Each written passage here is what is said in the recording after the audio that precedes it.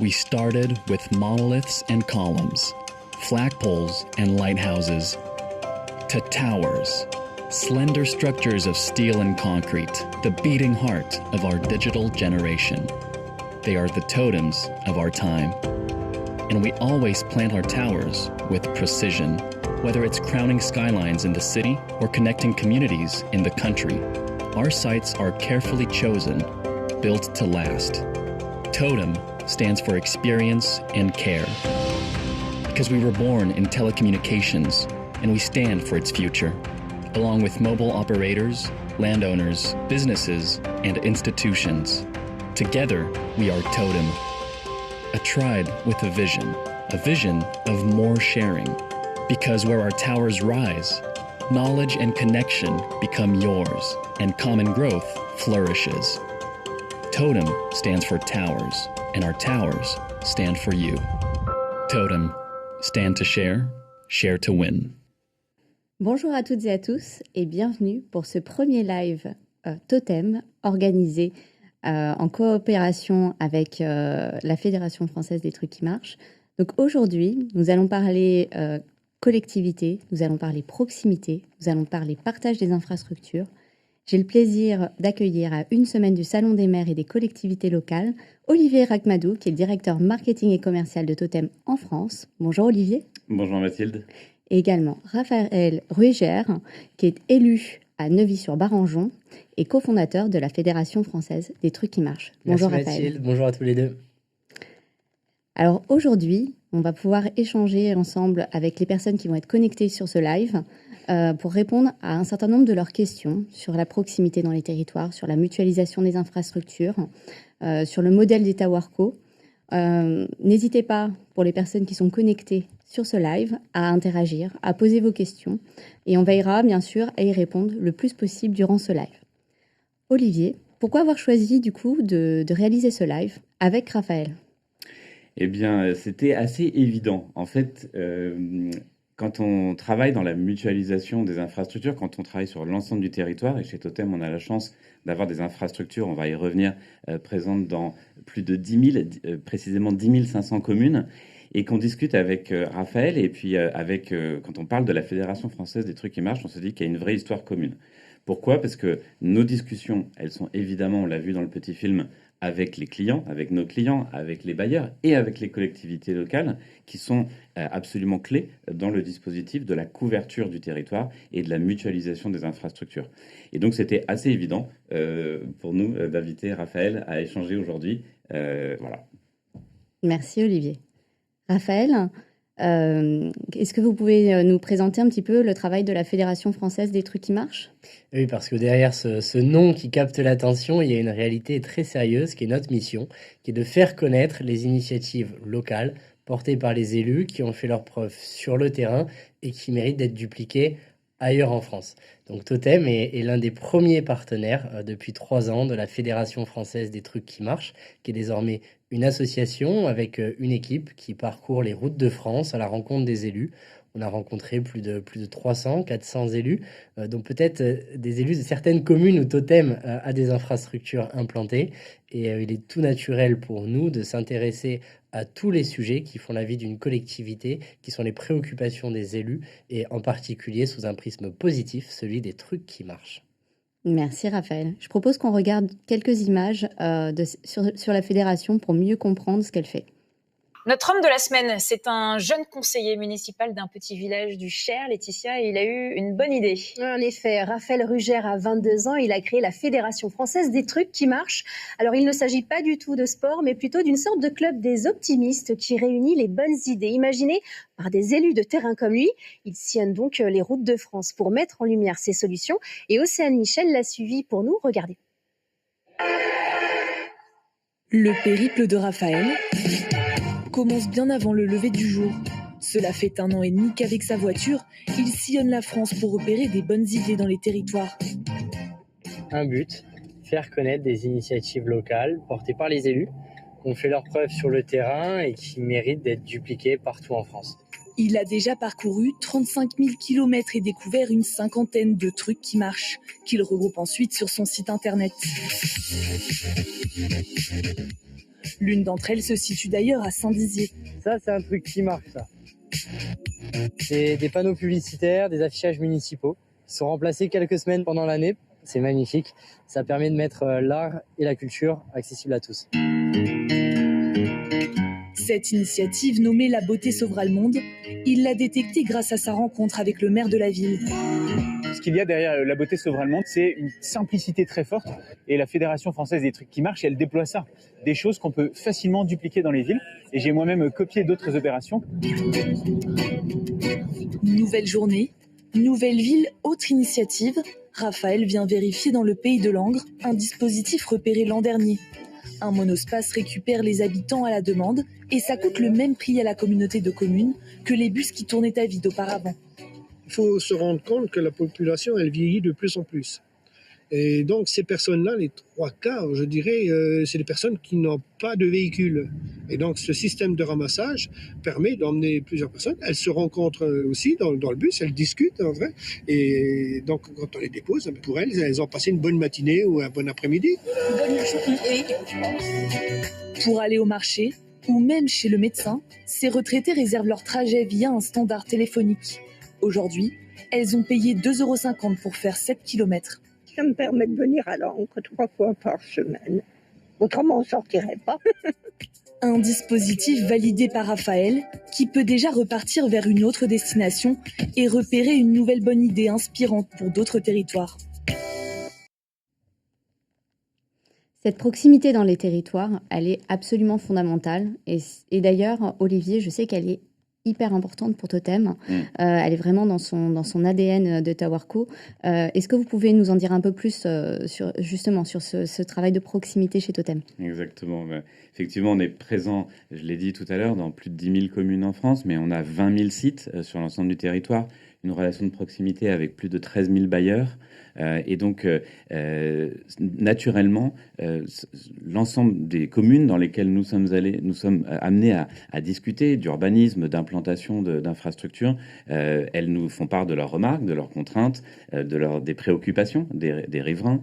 Et donc, c'est dans ce cadre-là que Totem s'inscrit pleinement pour être une société Tawerco, Tower Company de confiance avec laquelle les élus souhaitent discuter pour co-construire les projets, définir ensemble les meilleures implantations, la meilleure conception pour que le numérique soit accessible à tous dans leur commune et sur l'ensemble du territoire. Ça peut être sur des axes routiers, ça peut être, on va le voir tout à l'heure aussi, dans des stades, dans des métros, dans des lieux clos, où il y a des besoins de bien définir quel va être le service rendu disponible aux habitants.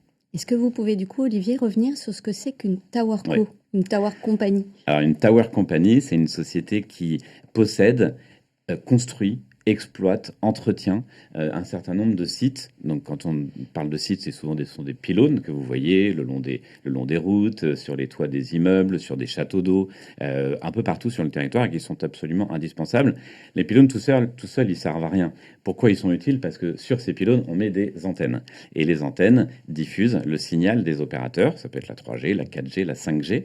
Aujourd'hui, il y a un déploiement très important des opérateurs vers ces nouvelles technologies qui sont au passage moins consommatrices en énergie et donc plus efficaces d'un point de vue empreinte carbone, et avec la mutualisation, on va y revenir, qui a un vrai bénéfice sur l'empreinte carbone. Et donc, ces Tower Company, si on veut faire un parallèle avec le monde de l'immobilier, c'est comme si on est propriétaire, on achète, on construit un immeuble, on l'entretient, on fait des rénovations, on assure l'étanchéité, etc. Et puis nous, Totem, on va louer les appartements de cet immeuble à différents clients. Ça peut être bien sûr Orange, SFR, Bouygues, Free, et puis d'autres clients. On va y revenir un petit peu plus tard. Ce que je n'ai pas précisé, c'est que Totem est une filiale à 100% du groupe Orange, qui a été créé il y a 3 ans, qui opère en France et en Espagne. Et à ce titre-là, on opère plus de 27 000 points hauts, sites en France et en Espagne. C'est très impressionnant, en effet. Et ça illustre bien ces chiffres, l'importance de cette présence dans les territoires. Exactement. Et pour donner un indicateur important, aujourd'hui, nous avons des équipes patrimoine qui sont en proximité des élus et des bailleurs dans les territoires. Et chaque responsable des relations territoriales chez Totem porte un portefeuille d'un nombre de bailleurs et de collectivités sur 1, 2, 3 départements, selon la taille du département et l'amplitude aussi en nombre de kilomètres. Et donc, cette proximité, elle est rendue possible grâce aux équipes patrimoine des sociétés comme Totem. C'est plus d'une centaine de personnes, je crois, chez Totem en France. En France, exactement, sont, 120 collaborateurs. Très grosse partie, 85% de ces collaborateurs sont mobilisés au service de la production, du patrimoine et de la relation client. Et donc, c'est le cœur et l'ADN de Totem d'être la TowerCo préférée de ses clients, de ses bailleurs et d'établir une relation de confiance dans la durée. Merci Olivier. Raphaël, pourquoi est-ce que c'est important pour une collectivité d'avoir une bonne couverture mobile ? C'est essentiel. Moi, j'ai la chance d'être élu dans un village qui s'appelle Neuvy-sur-Barangeon, au cœur de la Sologne. C'est un territoire qui est à 2h30 de Paris, qui a vu des habitants arriver depuis les métropoles après le confinement. Ces habitants, souvent, ils avaient un métier qui leur permettait de travailler depuis chez eux. Ce qui veut dire avoir accès à des bonnes infrastructures de couverture mobile, 3G, 4G, Internet. Donc c'est un sujet d'attractivité pour nous, pour regagner de l'essor démographique et donc permettre aussi à nos écoles d'avoir des nouveaux élèves, à nos commerces de prospérer. C'est aussi un levier d'attractivité énorme pour les entreprises.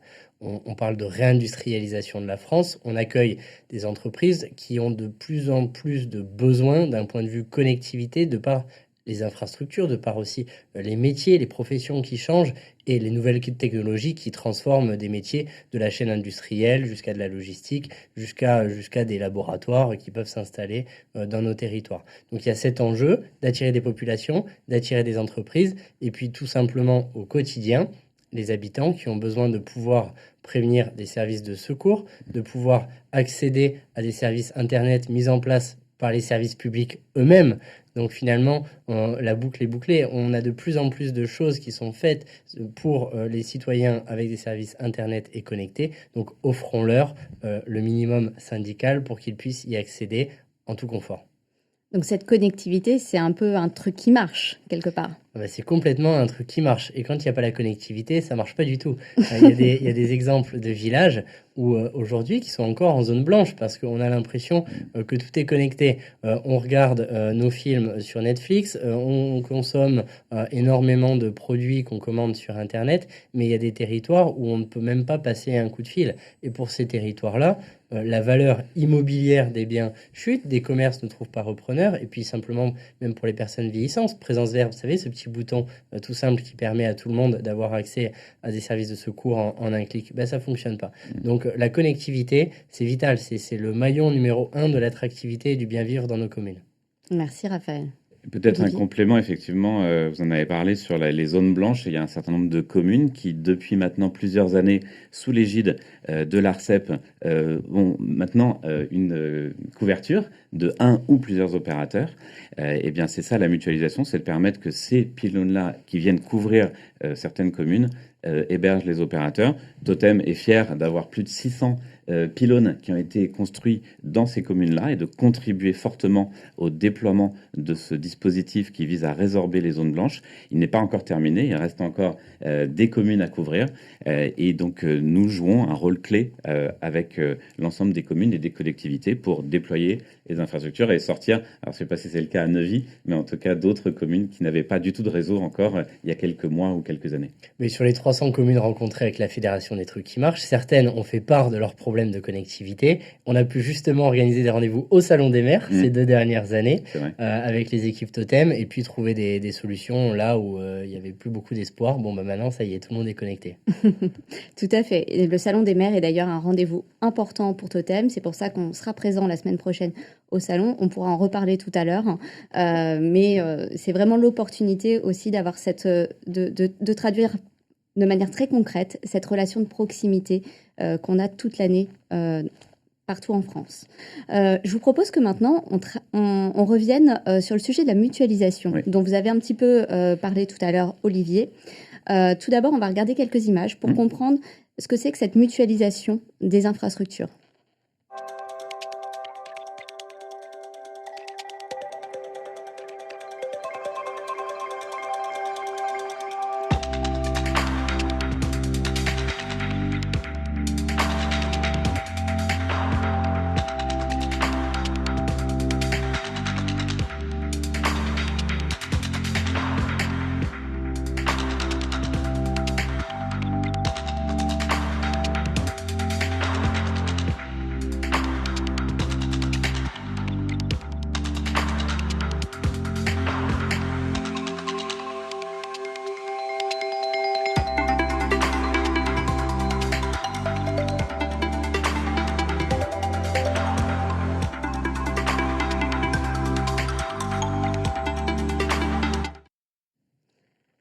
Alors Olivier, on vient de voir une vidéo qui permet d'expliquer justement ce qu'est cette mutualisation. C'est le cœur de l'activité chez Totem. Pourquoi est-ce que c'est devenu si important aujourd'hui de mutualiser les infrastructures? Ben, c'est important parce il y a deux types de mutualisation finalement, plusieurs types de mutualisation, mais deux principaux. Sur des sites existants, on avait un opérateur, deux opérateurs, on vient en accueillir un troisième par exemple, eh bien il faut faire des travaux de rehausse et de renfort et ça permet d'éviter, la vidéo le montre très bien, d'avoir sur une même commune 3 pylônes et d'en avoir un seul qui regroupe les équipements des opérateurs. D'ailleurs, on a tous les jours, et je salue au passage s'il y a des élus et des maires qui sont connectés, on leur redira au Salon des maires, qui viennent nous voir et qui nous disent écoutez, vous avez un pylône Totem dans ma commune, j'ai reçu une demande de tel ou tel opérateur de construire un nouveau pylône, eh bien je souhaite mutualiser. Et ça c'est vraiment important et c'est de la mutualisation sur les infrastructures existantes. Et puis sur les nouvelles infrastructures qu'on déploie, eh bien quand on va être amené à construire un pylône dans une commune, on va tout de suite réfléchir avec les opérateurs, à regarder et proposer ces sites-là en avance de phase aux opérateurs en disant nous on pense que ça peut faire du sens que vous veniez directement sur ce pylône et donc plutôt de construire un pylône de 20 mètres qui pourra accueillir un opérateur, on va tout de suite construire un pylône de 30 mètres qui permet immédiatement d'accueillir, et ça c'est une dynamique qui a été lancée dès le début de Totem pour pouvoir pousser davantage de sites qui soient directement, nativement conçus pour accueillir 2 ou 3 opérateurs. Du coup, ça se fait dans un vrai dialogue. Exactement, avec les collectivités, avec les opérateurs et bien sûr avec l'ensemble de l'écosystème. Je ne l'ai pas dit, mais on travaille avec des sous-traitants, des maîtres d'œuvre, des pylonistes, des bureaux de contrôle, tout un écosystème qu'il faut synchroniser et avec lesquels on travaille au quotidien. Et ça, c'est absolument clé. On a également le cas dans des lieux comme les métros. Et bien, quand on déploie un réseau dans le métro, on imagine mal à avoir des antennes de chacun des opérateurs. Et donc, on déploie, nous, Totem, pour le compte des opérateurs, des antennes qui sont mutualisées, qui sont partagées, et chaque opérateur vient ensuite se raccorder, se brancher. On l'a fait également dans des stades, on va continuer à le faire pour pouvoir diffuser son signal. Ce sont les fréquences des opérateurs, mais ce sont les équipements de Totem. Merci Olivier. Vous avez mentionné d'ailleurs le projet de la couverture des métros. Je crois que Totem est justement en train de déployer les infrastructures 5G de la future ligne 15 Sud du Grand Paris, que ce soit dans les tunnels et dans les gares. Bravo pour cette réalisation.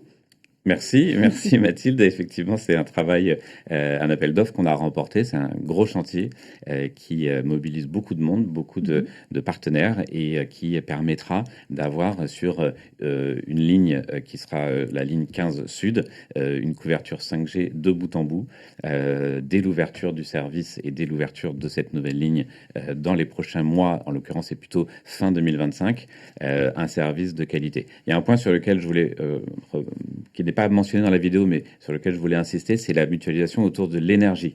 L'énergie fournie nécessaire aux équipements. Aujourd'hui, il y a un rapport de la fédération, alors pas la Fédération française des trucs qui marchent, mais la Fédération française des télécoms, qui dit que aujourd'hui, il faut compter près de 9 mois, 8,75 mois, donc on permettrait l'arrondi à 9 mois pour raccorder un site dans une zone rurale en énergie. Donc si on ne mutualise pas dès le début, eh bien pour chaque opérateur qui viendrait, il faudrait recompter 9 mois de plus à chaque fois. Imaginez le temps perdu et l'énergie qui n'est pas mutualisée. Donc ça, ce sont des travaux dès qu'on peut mutualiser sur le génie civil, sur l'énergie, sur l'ensemble des services qui sont indispensables. On le fait et on le construit très tôt dans les travaux, dans la conception de chacun de nos sites. Et cette mutualisation, elle permet aussi de limiter l'empreinte carbone de ces infrastructures, puisque c'est tout de même de l'acier, du béton. Donc les mutualiser, c'est quand même aussi, ça fait sens. C'est dans l'air du temps aujourd'hui, puisqu'on se préoccupe quand même beaucoup plus de notre empreinte environnementale que par le passé. Donc c'est vraiment une bonne nouvelle aussi pour apporter une connectivité plus responsable pour les années à venir. Exactement, et c'est un sujet qui nous tient à cœur. On a une politique très volontariste sur le sujet en termes de déplacement évité, notamment notre principale source consommation de CO2, ce sont les déplacements sur nos sites. Imaginez 20 000 sites, on va visiter au moins une fois par an chacun de nos sites, donc 20 000 déplacements pour de la maintenance préventive. On a évidemment de la maintenance curative, on intervient pour réparer lorsqu'il y a des dégâts, lorsqu'il y a des travaux à faire au cours de l'année. Et puis, dès lors qu'on accueille des opérateurs, on a plusieurs centaines d'opérations par an, plusieurs milliers d'opérations de réaménagement. Quand un opérateur passe de la 4G à la 5G, eh bien, il faut rajouter des antennes ou changer les antennes. Et bien, tout ça, ce sont des déplacements. Donc, on est très vigilant à la consommation carbone, notamment liée à ces déplacements. Merci Olivier. Alors vous avez eu tous les deux l'opportunité d'assister à une opération assez spectaculaire il y a quelques semaines à Breil-sur-Roya, dans les Alpes-Maritimes. C'est une opération de rehausse d'un pylône de télécommunication Totem qui a été réalisée par Héliportage. Du fait de la difficulté d'accéder par voie carrossable au village de Breil-sur-Roya. Pour ceux qui ne le connaissent pas, Breil-sur-Roya fait partie de la vallée de la Roya qui avait été particulièrement touchée par la tempête Alex il y a quelques années. Et donc les télécommunications sont un sujet extrêmement important pour cette vallée. Et en coordination étroite avec le maire de Breil-sur-Roya, il a été décidé du coup de mutualiser des infrastructures de télécommunications sur un pylône Totem afin d'apporter plus de connectivité dans la vallée. Je vous propose de regarder quelques images.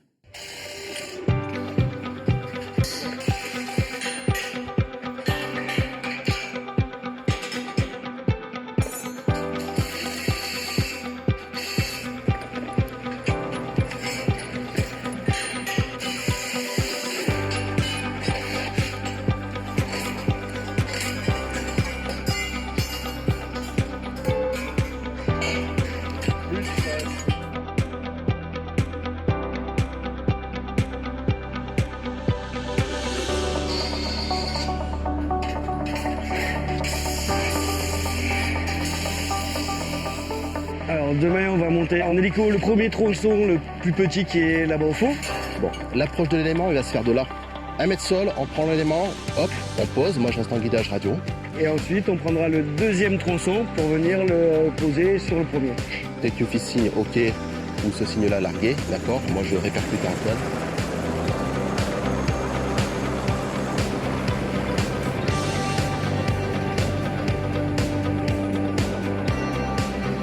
C'était important pour nous de pouvoir améliorer le service à la population et on sait que c'est essentiel d'avoir ces moyens de communication et l'accès au très haut débit. On arrive à le faire avec ce projet en évitant de démultiplier les pylônes mais en faisant en sorte au contraire que les différents opérateurs viennent sur un seul et même pylône, ce qui est aussi important pour préserver nos paysages.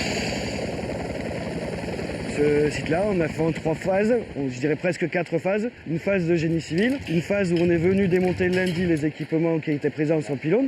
Le mardi, on a retiré le pylône existant pour remettre le nouveau pylône rehaussé.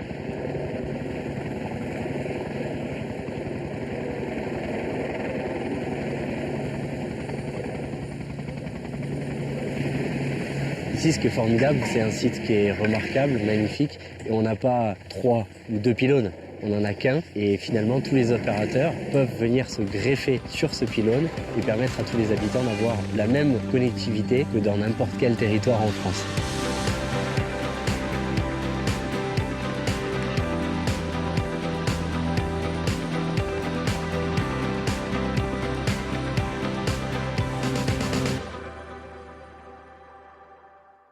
Alors Raphaël, vous avez pu assister à cette opération à Breil-sur-Roya. La mutualisation, c'est un peu un truc qui marche du coup?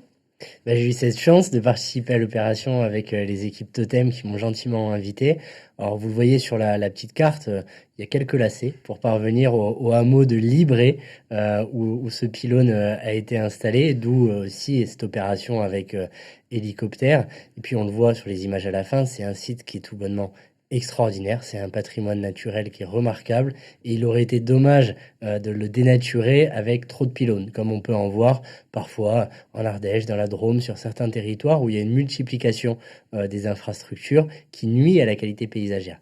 Là, quand on prend un petit peu de distance par rapport au site d'implantation du pylône, 300, 400 mètres, c'est pas où est Charlie, c'est où est le pylône. Et on se demande vraiment, on avait fait cet exercice de faire cette petite photo où on ne voyait plus le pylône. les gens qui choisissent de vivre dans le hameau de Libré, c'est qu'ils ont envie d'avoir une certaine qualité de vie, d'avoir cette proximité avec la nature. Et la mutualisation des infrastructures, c'est simplement leur permettre de vivre comme monsieur et madame tout le monde, connectés au reste du monde, alors qu'ils en ont été coupés pendant quelques mois après la tempête Alex, avec un paysage qui n'est pas dégradé. Et souvent, le progrès n'a pas ménagé les sites naturels et patrimoniaux. Et aujourd'hui, cette nécessité d'être connecté ne doit pas nuire au paysage, et Totem est un garant. Merci Raphaël. Et Olivier, d'ailleurs, cette mutualisation des infrastructures, elle n'est pas propre à la vallée de la Roya ou aux Alpes-Maritimes. Elle peut fonctionner dans n'importe quel territoire.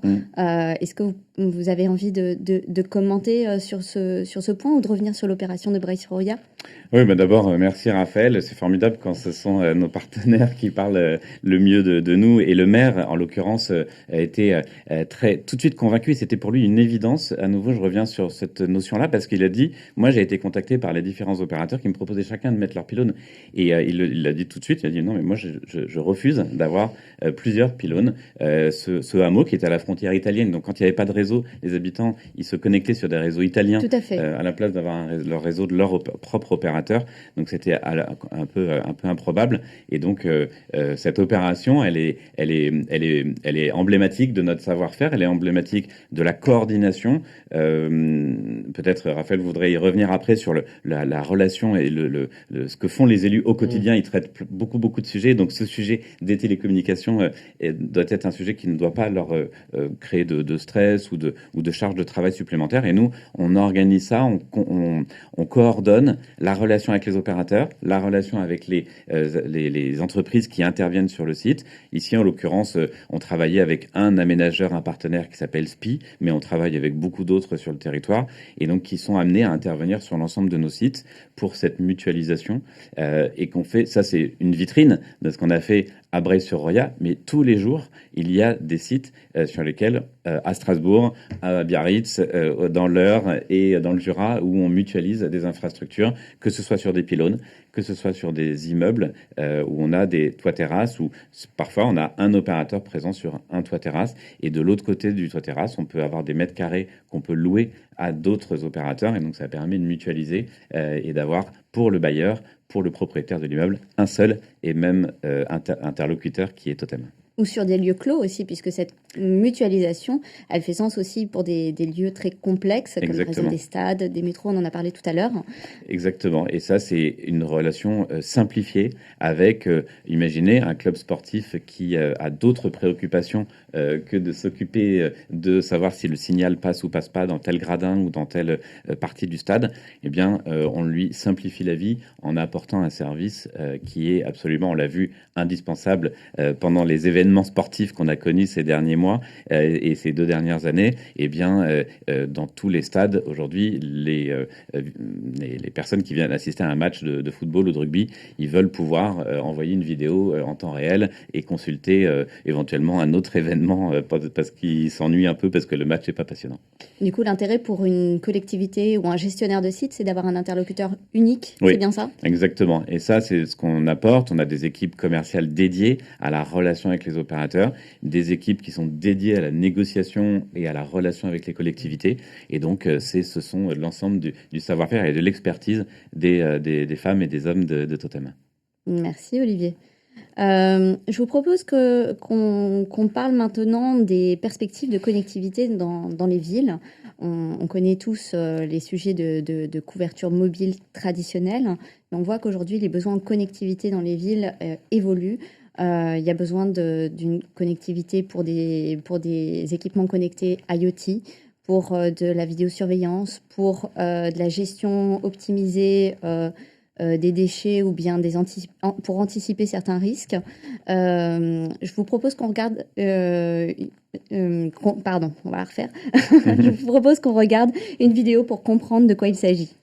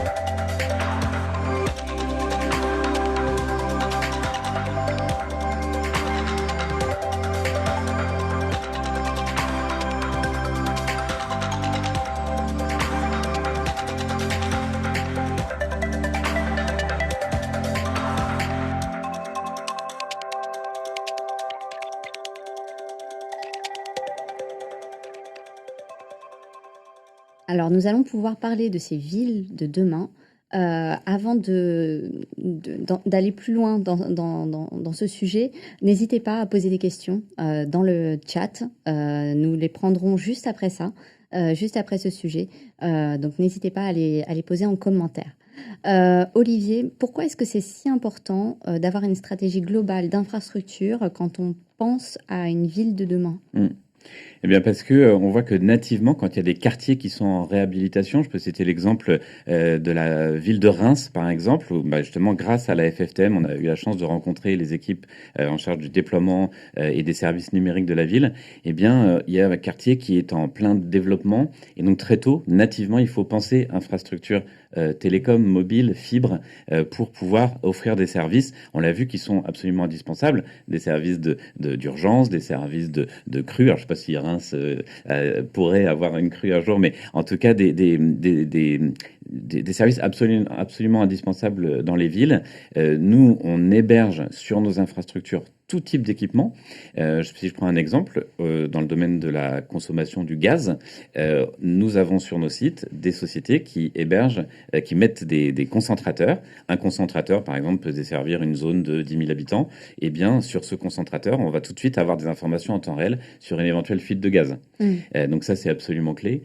On a beaucoup de vrais. Donc cette vidéo, c'est une représentation de beaucoup de cas d'usage réels que nous avons sur nos sites. On a une société qui, aujourd'hui, assure l'exploitation et la collecte de déchets en Savoie, en l'occurrence, et qui était présent d'ailleurs l'année dernière au Salon des maires, pour ceux qui y étaient, et qui permet d'avoir, avec un système de capteurs, de jauger du taux de remplissage des bennes et des collectes de déchets. Et donc, quand le taux est à 80%, à ce moment-là, on envoie un camion pour aller récupérer les déchets et pour éviter d'envoyer un camion à vide qui reparte à vide. Et donc, c'est autant d'empreintes carbone en moins et de déplacements évités. Donc, tous ces cas d'usage sont absolument infinis. Et donc, chez Totem, on a très vite identifié ce sujet-là comme étant un sujet, un relais de croissance pour demain, et qui correspond à un vrai besoin urgent des collectivités, des élus, qui nous en parlent systématiquement dans nos rendez-vous. On a une offre qui s'appuie sur, bien sûr, qui nécessite d'être co-construite avec des fabricants d'équipements. Justement, je parlais de la télérelève, par exemple, il faut des boîtiers intelligents qui communiquent. On ne fait pas tout ça tout seul, évidemment, on s'associe à des partenaires et on aura l'occasion au Salon des maires de démontrer quelques cas d'usage réels. Mais en tout cas, c'est un marché en forte croissance, ce marché des villes connectées. Et j'en ai pas parlé tout à l'heure, mais la Commission européenne a également de grandes ambitions dans le domaine et subventionne, en tout cas étudie des dossiers de subvention dans le domaine des routes connectées, des infrastructures ferroviaires ou d'autoroutes par exemple, des ports connectés, et puis des smart cities.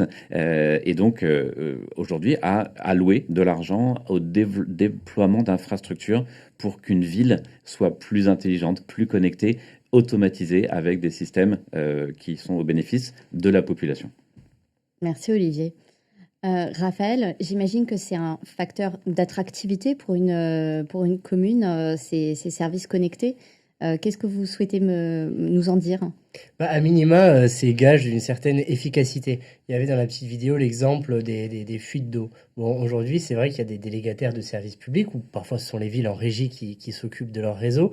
Il y a ce qu'on appelle des débitmètres qui sont connectés et qui permettent de signaler la moindre fuite sur le réseau à partir du débit qui passe dans les conduits. Bon, je vous fais pas un dessin sur la facture d'eau d'une commune dès lors qu'il y a une fuite, mais c'est colossal. Donc c'est l'argent du contribuable et on peut autant que possible espérer les éviter. Et pour ça, il faut effectivement qu'on soit très bien connecté et que les infrastructures réseau nous permettent d'avoir ces équipements qui se multiplient. Parce qu'on progresse sur l'énergie, sur l'eau, sur l'assainissement, et puis sur tous les services qu'on propose aux habitants qui sont connectés. Et il y a parfois ce paradoxe entre de plus en plus de services connectés et puis le niveau de connectivité qui a du mal à se mettre un petit peu au niveau, d'où les efforts des acteurs comme Totem et puis des acteurs comme l'Europe qui soutiennent évidemment les déploiements. Il n'y a rien de plus désagréable que par exemple être dans un train, être en train de travailler et puis tout de suite être coupé. Moi, ça m'est arrivé ce matin. C'est très frustrant. Donc on peut avoir un niveau d'exigence en tant qu'élu vis-à-vis de nos infrastructures, en tant que citoyen vis-à-vis des services et puis dans la vie de tous les jours pour que tout ce qui est l'environnement numérique qui est autour de nous, qu'on le veuille ou non, soit au niveau d'exigence qu'on peut attendre d'elle. Merci Raphaël. Du coup, pour les collectivités, plus de simplicité, plus d'attractivité pour les territoires, le fait d'avoir une gestion d'infrastructures globale, pensée de manière unifiée, je pense que c'est que des bonnes choses. Raphaël l'a très bien dit, c'est gage d'efficacité, c'est gage de performance, c'est gage de simplicité. Et donc, la discussion autour du modèle économique, ensuite, elle est clé. Savoir qui est prêt à payer quoi pour avoir ce service-là. Et il faut que ce soit, évidemment, ça rentre dans des budgets raisonnables. Et donc, Totem a sa part à jouer. Les bailleurs ont leur part à jouer également pour permettre d'installer ces équipements-là régulièrement sur des châteaux d'eau, sur des immeubles, quand on parle de zones denses, et puis sur des pylônes peut-être plus en zone rurale.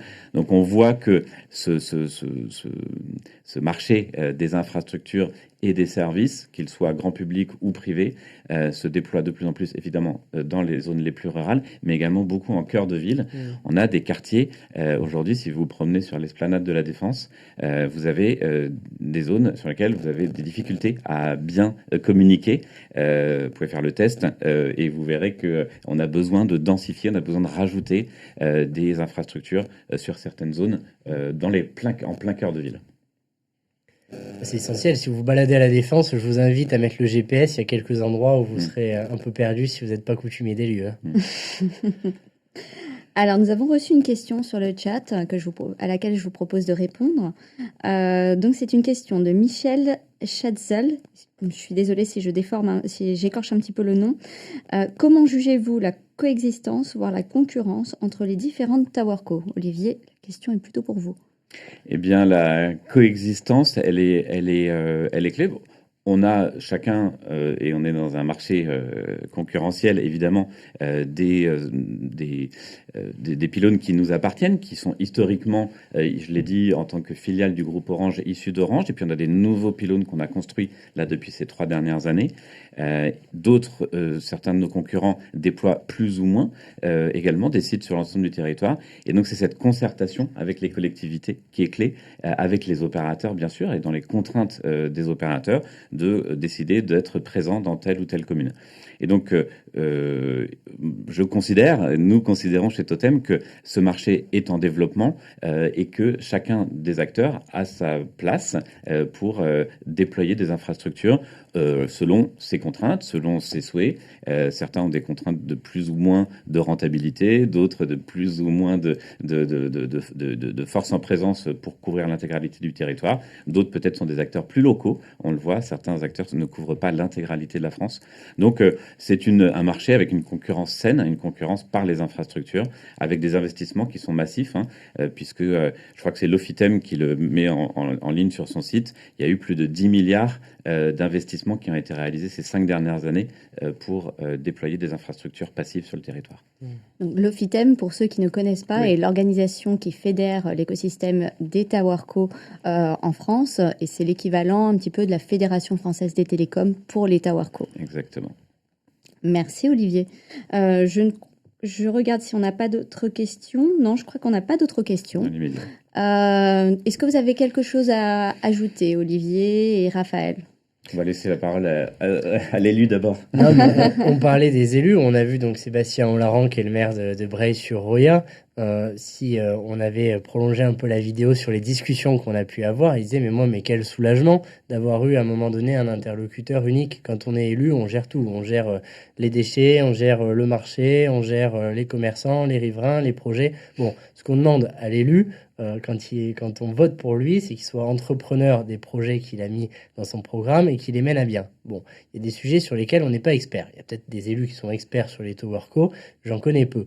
Donc c'est vrai d'avoir des interlocuteurs uniques, que ce soit Totem, on parlait de la concurrence. Bon, la concurrence c'est sain, mais en tout cas d'avoir des gens qui ont un savoir-faire sur ce sujet quand nous, élus, nous ne l'avons pas, c'est précieux et ça permet de centraliser des demandes qui nous sont adressées, en l'occurrence celles des opérateurs, et d'apporter des réponses cohérentes. Sinon on se perd, on a besoin de gens qui savent faire ce dont ils parlent et simplement des gens dont c'est le métier.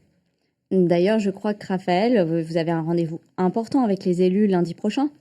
Il se pourrait qu'on réunisse quelques élus aux Folies Bergères pour notre grande soirée de la Fédération française des trucs qui marchent, avec une belle délégation de totems, d'élus avec lesquels vous travaillez. On attend 1500 personnes, sur scène 6 élus qui viendront parler de leurs trucs qui marchent. Ils viennent de grandes villes, de petits villages, de villes de banlieue, de villes moyennes. Et voilà, on va essayer d'être hyper positif, d'écouter le récit passionnant de ces élus pour que ces trucs qui marchent se dupliquent. Et pour avoir assisté aux précédentes éditions, je crois que c'est à guichet fermé, malheureusement. C'est à guichet fermé. Vendu, on craint les émeutes à l'entrée. Là. Et donc, j'imagine que l'ensemble des vidéos seront disponibles en replay pour mettre en avant ces élus, et il faut le saluer, certains montent sur scène pour la première fois devant 1000 personnes. C'est pas non plus évident. C'est pas anodin, et puis on en retrouvera quelques-uns d'ailleurs sur le Salon des maires les 19, 20 et 21, puisqu'après la grande soirée, on sera présent au salon pour rencontrer de nouveaux élus et puis pour passer du temps aussi sur le stand de Totem. Et Merci, Totem Raphaël. prendra la parole également au Salon des maires le mercredi à 13h30 dans une conférence dédiée avec une prise de parole de notre président de Totem en France, Thierry Papin, qui présentera la relation à nouveau avec les collectivités ce mercredi à 13h30. Tout à fait. Totem réserve un beau programme d'animation cette année au Salon des maires. On partagera d'ailleurs l'intégralité du programme d'ici quelques jours sur LinkedIn pour que nos followers puissent avoir la visibilité sur les différents temps forts qui seront sur le stand de Totem. Au programme, on va avoir des pitchs de partenaires, des clients qui vont intervenir, des rencontres avec des élus. Vraiment, on va parler de sujets de fond, de sujets de proximité. Donc, je vous invite tous à venir sur le stand de Totem au Salon des maires mardi prochain, mercredi prochain et jeudi prochain pour vraiment y rencontrer les équipes de Totem dédiées. Je pense qu'on a terminé. Merci Mathilde. Super, Merci Mathilde. Puis rendez-vous pavillon 4, stand B21, c'est ça ? Vous connaissez déjà tout par cœur. J'ai envoyé l'adresse par texto à quelques élus là, pour qu'ils puissent venir vous adresser leurs problématiques. Ouais. Voilà. On les attend. C'est parfait, on vous attend tous. Merci.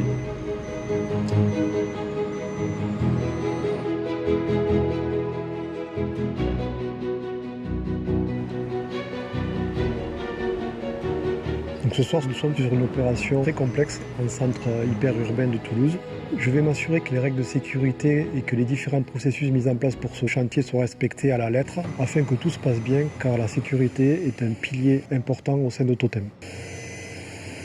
Les Carmes, en fait, c'est un projet de plusieurs mois où le chef de projet prend l'expression de besoin. Le chef de projet, en fait, connaît la politique sécurité et donc il a mandaté un MOE pour le suivi des travaux. Totem est venu voir Eiffage initialement pour une expression de besoin de l'opérateur SFR pour pouvoir implanter la 5G sur site. Et nous avons également mandaté un bureau de contrôle qui réalise la mission de sécurité de coordination. Cette mission de sécurité de coordination est là pour gérer et s'assurer que les travaux se fassent en toute sécurité. Sur ce projet-là, il y a différents acteurs, autant pour Totem, autant que pour nos clients. Tout à fait, on est sur un des sites qui trafique le plus de Toulouse, qui est un point haut. C'est un site historique que nous avons chez Totem et qui présente une particularité, c'est qu'il est au centre de Toulouse et donc assez privilégié en termes de couverture pour nos clients. Donc il y a eu des enjeux évidemment de pouvoir remonter le plus vite possible les opérateurs, mais aussi avec le double enjeu de sécurité. Le haut du mont au niveau du haut du pilote. C'est pour ça qu'on a des travaux de jour, de nuit, alternés. Il y a du vent. Et des équipes qui sont quasiment là toute la semaine entre les équipes SFR Orange et les équipes Totem, dont je fais partie en tant que sous-traitant. On est mobilisé toute la semaine pour pouvoir remonter au plus vite. Il y a des opérations un peu plus particulières, en l'occurrence c'est celle des Carmes, pour lesquelles en fait on est là pour s'assurer que toutes les règles sont respectées par les différents acteurs. vient de voir des images pour terminer ce live d'une opération qui a été réalisée au Carme, place des Carmes à Toulouse il y a quelques mois. C'était un exemple justement d'opération de mutualisation. On avait prévu de terminer le live, mais comme on a une dernière question qui nous a été posée, on préfère reprendre l'antenne pour répondre à cette question. Donc c'est une question qui a été posée d'Édouard Debert, qui nous interroge sur la possibilité de partager des DAS en multi-op en outdoor. Olivier, qu'est-ce que vous pouvez nous dire à ce sujet ? Eh bien, c'est une très bonne question. J'ai pas la réponse parce que je pense que c'est avant tout un travail qu'il faut mener avec les opérateurs pour déployer des solutions qui leur conviennent. Il serait de mauvais goût de leur présenter des solutions qui correspondent pas à leurs besoins et à leurs contraintes. Et donc, à partir du moment où on a un service qui est avec un cran de mutualisation un peu plus loin pour les experts, on parle de mutualisation passive, à l'extrémité du spectre de mutualisation active. Et puis entre les deux, il y a différents modèles technico-économiques. Et donc, techniquement, est-ce que c'est faisable ? Alors, je m'en remettrai aux experts, mais j'ai l'impression qu'on peut étudier et on peut regarder. Ensuite, économiquement, je reparlais tout à l'heure de la valeur qui porte quoi dans un modèle de DAS outdoor. Regardez également l'impact énergétique, la consommation d'un tel d'équipement. Je sais qu'il y a probablement des choses qui se font dans d'autres pays européens. Donc, il faut qu'on regarde et je pense qu'il faut que Totem et l'ensemble du marché évoluent au gré aussi des besoins des opérateurs. Les opérateurs sont face à des investissements très importants en termes de déploiement de sites, déploiement de fibres. Et donc, des choix, des arbitrages doivent être faits avec, en tout cas, c'est le ressenti qu'on a des discussions que nous avons avec les 4 opérateurs qui nous font part de leurs contraintes. Donc, étudions ça ensemble, regardons. Peut-être que ça verra le jour dans 1 an, dans 2 ans, dans 5 ans. En tout cas, on l'étudiera avec d'autres évolutions et d'autres ruptures ou d'autres adaptations technologiques.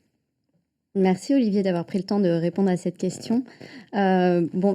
Il n'y a plus d'autres questions sur le chat. Du coup, je vous propose de terminer ce live. Vous pourrez retrouver l'intégralité du replay d'ici peu. Et n'hésitez pas, bien sûr, à contacter l'équipe de Totem si vous avez d'autres questions à la suite de ce live. Très bonne journée à toutes et à tous. Et on termine ce live avec les quelques images de nos infrastructures. We started with monoliths and columns, flagpoles and lighthouses, to towers, slender structures of steel and concrete, the beating heart of our digital generation. They are the totems of our time. And we always plant our towers with precision, whether it's crowning skylines in the city or connecting communities in the country. Our sites are carefully chosen, built to last. Totem stands for experience and care. Because we were born in telecommunications, and we stand for its future, along with mobile operators, landowners, businesses, and institutions. Together, we are Totem, a tribe with a vision of more sharing. Because where our towers rise, knowledge and connection become yours, and common growth flourishes. Totem stands for towers, and our towers stand for you. Totem, stand to share, share to win.